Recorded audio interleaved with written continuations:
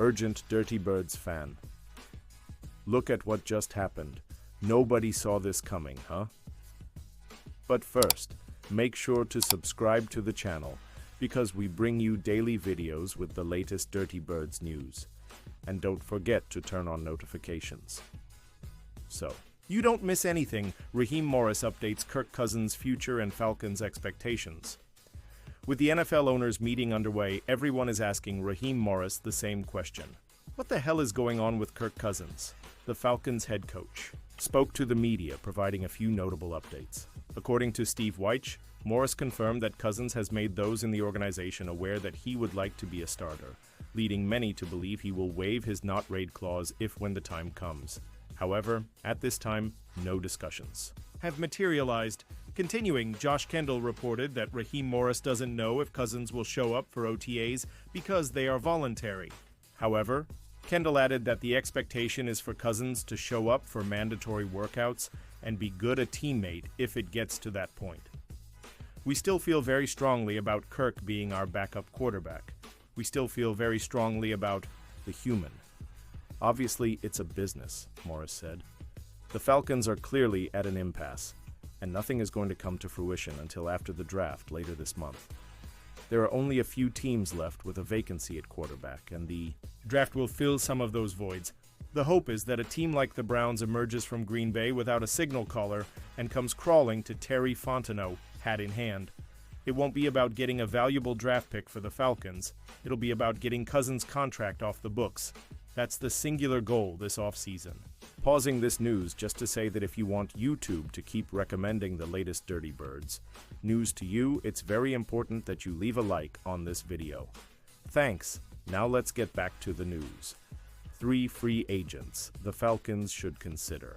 Signing to help Michael Penix Jr., it isn't a surprise that what few moves the Atlanta Falcons have made this offseason have been adding to their defense. Signing veteran pass rusher Leonard Floyd remains the team's biggest move of the offseason.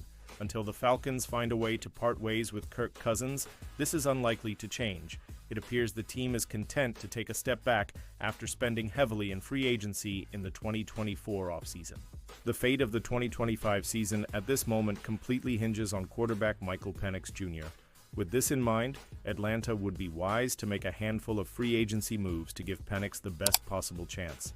Not top-dollar deals, but supporting pieces that could prove to be the difference in Atlanta's season. Chris Conley, W.R. Conley, isn't a star receiver or going to threaten snaps for McLeod or Mooney. What the veteran receiver offers is a willing blocker who has experience at the position. Atlanta's biggest offensive weakness is a lack of depth at receiver. One injury of note, and the unit is without a reliable answers. Conley changes this, offering a reliable target and valuable depth. David Andrews. Chow much faith do the Falcons. Having Ryan Nuzil? The center stepped in when Drew Delman went to IR after an injury suffered in the first weeks of the season. The offense was still functioning at a high level, but it was clear there was a slight downgrade from Delman. Bringing in the veteran center, David Andrews, provides a bit more security and would be well within the Falcons' price range. Trey Lance QB Lance fell out of favor in San Francisco after the surprise emergence of Brock Purdy. The quarterback has never earned a chance to start since, and is unlikely to find that opportunity this offseason. For Atlanta, it is a fit based simply on the fact you're likely going into the season without Kirk Cousins on the roster. Having a quarterback with Lance's potential upside is ideal when looking at potential backup options. Lance could offer the defense a potential wrinkle as well as a short yardage weapon. With his frame and ability, it would be a great addition to the Atlanta playbook while keeping Penix out of harm's way. Falcons add late-round weapon for Michael Penix Jr. in 2025 NFL. Mock drafted would be a surprise if defensive selections don't dominate the Falcons' 2025 draft class. All offensive starters except for center Drew Delman, who signed with Chicago, are expected to return for the 2025 season. The Falcons' biggest needs are all on the defensive side of the ball. There is the continual struggle of searching for a pass rush and the obvious lack of depth in the secondary. Atlanta could justify drafting an option to replace Grady Jarrett in the middle of the defense, or linebacker Nate Landman as well. The Falcons should approach this year's draft with a wide-open approach focused on rebuilding an underwhelming defense. Pick 15 Jihad Campbell, LB, Alabama. If the Falcons aren't going to select an edge rusher in the first round, there are three prospects Atlanta could easily justify: Will Johnson, Malachi Starks, and Campbell. The Alabama linebacker would stabilize the middle of the Atlanta defense and take the question mark away from Troy Anderson. Campbell is useful in blitz situations and great off ball as well. If there is one prospect that causes the Falcons to fail to take a pass rusher, it will be Campbell. Pick 46, Tyleik Williams, DL, Ohio State. Atlanta finds a lack of pass rushing options with the second selection. Any pass rushers left on the board would be a clear reach in this spot. Williams, however, should already be selected and has a chance to start for the Falcons. It isn't replacing Grady Jarrett, but it is a step in the right direction. Williams is an impressive rusher for an inside lineman and a solid fit for Atlanta. Pick 1 at 18, Kobe. Bryant CB, Kansas. Bryant's energy and lack of fear make the corner an exciting piece to bring in behind Mike Hughes and A.J. Terrell. The Falcons lack any depth at the position and need to add at least one corner in their first three selections. Bryant would be an interesting option to consider moving to the inside and giving the corner a chance to win a starting role. Pick 218, Quay Robinson, edge, Alabama. The second Alabama prospect Atlanta drafts has the needed size, but is going to need to show quick development as a pass rusher to stick at the next level. This late of a selection is close to a guess and just adds to the position that remains the biggest need. Pick 242, Ja'Cory Brooks, WR, Louisville. Already, the Falcons have their primary targets in Darnell Mooney, Drake London, Kyle Pitts, and Ray McLeod. This is when Bijan Robinson and Tyler Allgeier aren't getting touches. However, the Falcons still need depth at receiver. Brooks has great size and is the prototype that has worked well with Penix. Allow the receiver a chance to win a reserve role and improve your depth at the position.